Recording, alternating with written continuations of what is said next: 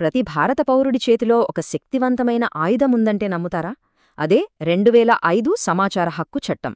So ఈరోజు మనం దాని గురించి, దాని పవర్ ఏంటో క్లియర్గా తెలుసుకుందాం. సరే, అసలీ చట్టం వెనకున్న మెయిన్ ఐడియా ఏంటో చూద్దాం. పీఠికలోనే చాలా పవర్ఫుల్ మాటలున్నాయి. ప్రజాస్వామ్యం సరిగ్గా నడవాలంటే సిటిజన్స్కి అంతా తెలియాలి, ప్రభుత్వంలో ట్రాన్స్పరెన్సీ ఉండాలి. అప్పుడే కదా ప్రభుత్వాలు చేసే పనులకు జవాబుదారీగా ఉంటాయి. ఈ శక్తివంతమైన చట్టాన్ని ఎలా వాడుకోవాలో ఒక 5 సింపుల్ స్టెప్స్లో చూసేద్దాం. అసలు ఈ చట్టం ఎందుకుంది, మనకున్న హక్కులేంటి, సమాచారం ఎలా అడగాలి, ఏవి అడగకూడదు, ఒకవేళ సమాచారం రాకపోతే ఏం చెయ్యాలి, ఇలా అన్ని విషయాలు కవర్ చేద్దాం. సో ఫస్ట్ పాయింట్, అసలు ఈ చట్టాన్ని ఎందుకు తీసుకురావాల్సొచ్చింది? దీని వెనుకున్న అసలు కారణమేంటి? దీని ముఖ్య ఉద్దేశం ఏంటంటే జస్ట్ ఆదర్శాలు చెప్పడం కాదు, గవర్నమెంట్ ఆఫీసుల నుండి సిటిజన్స్ సమాచారాన్ని ఈజీగా పొందేలా ఒక సిస్టమ్ క్రియేట్ చేయడం. దీనివల్ల ట్రాన్స్పరెన్సీ పెరుగుతుంది, జవాబుదారీతనం వస్తుంది. సింపుల్గా చెప్పాలంటే అవినీతికి చెక్ పెట్టొచ్చన్మాట. సరే, ఇప్పుడు ఈ చట్టంలో వాడే కొన్ని ముఖ్యమైన పదాలున్నాయి. వాటికి అసలు అర్థమేంటో క్లియర్గా చూద్దాం. అప్పుడే మన హక్కులేంటో బాగా తెలుస్తుంది. ముందుగా మనం ఎవరిని ఇన్ఫర్మేషన్ అడగొచ్చు? వాళ్లనే పబ్లిక్ అథారిటీ అంటారు. అంటే గవర్నమెంట్కి సంబంధించిన దాదాపు ప్రతి ఆఫీస్, ప్రతి సంస్థ దీని కిందకే వస్తుంది. రాజ్యాంగం ప్రకారం ఏర్పడినవి, చట్టాల ద్వారా వచ్చినవి, గవర్నమెంట్ డబ్బులతో నడిచేవి అన్నీ అన్నమాట. మరీ ఏమేమడగొచ్చు? సమాచారమంటే ఏదో ఒక్కటి కాదు. రికార్డులు, డాక్యుమెంట్లు, ఈమెయిల్సు, రిపోర్ట్లు, చివరకు కంప్యూటర్లో ఉన్న డేటా కూడా. వాళ్ల దగ్గర ఏ రూపంలో ఉన్నా సరే మనం అడగొచ్చు. ఈ సమాచార హక్కు అంటే కేవలం ప్రశ్నలు అడగటమే కాదు, ఇంకా చాలా ఉంది. మనం డైరెక్ట్గా వెళ్ళి వాళ్ల రికార్డులు చెక్ చేయొచ్చు, కావాలంటే నోట్స్ రాసుకోవచ్చు, సర్టిఫైడ్ కాపీలు కూడా తీసుకోవచ్చు. అంతేకాదు, వాళ్ల దగ్గరున్న మెటీరియల్స్, శాంపిల్స్ కూడా అడిగే హక్కు మనకుంది. ఓకే, థీరీ బానే ఉంది. మరి ప్రాక్టికల్గా ఎలా అప్లై చేయాలి? అంటే ఒక పౌరుడు ఇన్ఫర్మేషన్ కోసం రిక్వెస్ట్ ఎలా పెట్టాలి? ఇప్పుడు చూద్దాం. ప్రాసెస్ చాలా సింపుల్గా ఉంటుంది. ఫస్ట్ ఒక అప్లికేషన్ రాయాలి. రాతపూర్వకంగా అయినా సరే, ఆన్లైన్లో అయినా సరే. అందులో మనకు ఏం సమాచారం కావాలో క్లియర్గా చెప్పాలి. ఆ అప్లికేషన్ని ఆ ఆఫీస్లో ఉండే పబ్లిక్ ఇన్ఫర్మేషన్ ఆఫీసర్ అంటే PIOకి పంపాలి. దాంతోపాటు గవర్నమెంట్ చెప్పిన ఫీజు కూడా కట్టాలి.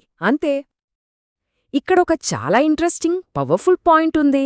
మనం ఇన్ఫర్మేషన్ ఎందుకు అడుగుతున్నామో కారణం చెప్పాల్సిన అవసరం అస్సల్లేదు. మన కాంటాక్ట్ డీటెయిల్స్ తప్ప వేరే పర్సనల్ డీటెయిల్స్ కూడా ఇవ్వక్కర్లేదు. ఇది పౌరుడి హక్కుని ఎంతగా బలపరుస్తుందో కదా.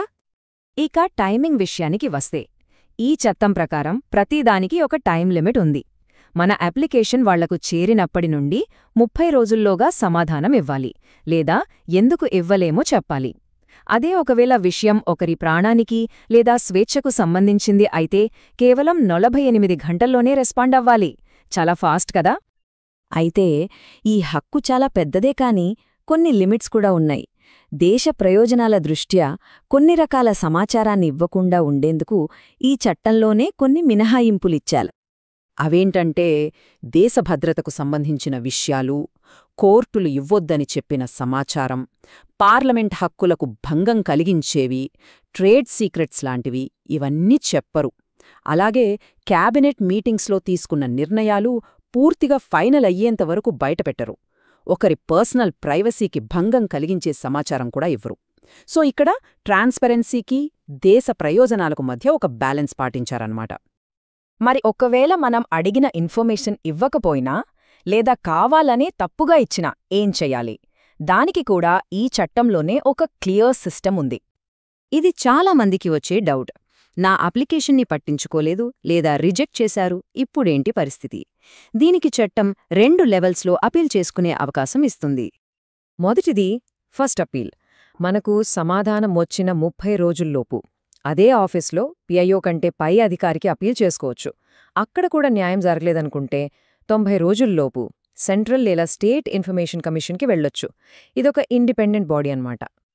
ఇందులో ఇంకో అద్భుతమైన విషయమేంటంటే, సమాచారం ఎందుకివ్వలేదో నిరూపించుకోవాల్సిన బాధ్యత ఆ పబ్లిక్ ఇన్ఫర్మేషన్ ఆఫీసర్దే. అంటే సమాచారం ఇవ్వడం డిఫాల్ట్, ఇవ్వకపోవడం ఎక్సెప్షన్. ఎందుకు ఇవ్వలేకపోతున్నారో వాళ్లే సరైన కారణం చూపించాలి.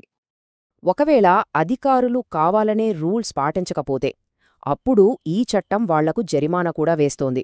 సమాచార కమిషన్కి ఆ పవర్ ఉంది. సమాచారం ఇవ్వడంలో ఆలస్యం చేసిన ప్రతి రోజుకు 250 రూపాయల చొప్పుల ఫైన్ వేయొచ్చు. ఈ ఫైన్ మొత్తం గరిష్టంగా 25,000 రూపాయల వరకు ఉండొచ్చు. ఈ ఫైన్ భయంతో అయినా అధికారులు టైంకి పనిచేస్తారు కదా. సో చూశారుగా, ప్రశ్నించే, తనిఖీ చేసే, జవాబుదారీతనాన్ని డిమాండ్ చేసే అధికారం మన చేతిలో ఉంది. ఒక్క చిన్న సమాచారం ఒక ఊరి తలరాతనే మార్చగలదు. ఆర్టీఐ చట్టమనేది కేవలమొక చట్టం కాదు, అది ప్రజల చేతిలో ఉన్న ఒక పవర్ఫుల్ టూల్. దాన్ని ఎలా వాడుకుంటామనే దానిపైనే అంతా ఆధారపడి ఉంటుంది.